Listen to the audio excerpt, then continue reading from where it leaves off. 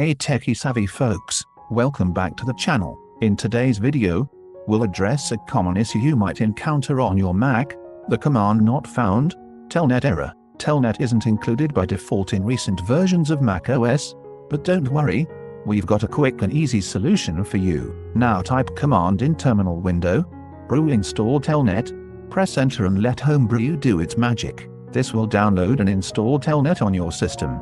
We try to install Telnet with Port Package Manager, but Telnet is not present in port install command.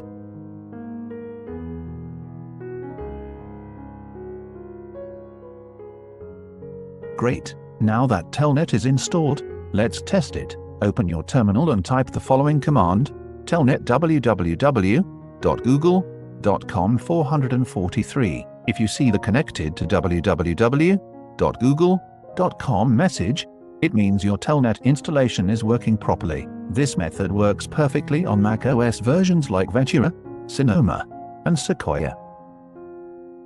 Thanks for watching, TechySavvy community. Don't forget to like, subscribe, and hit the bell icon for more tips and tutorials. See you in the next video.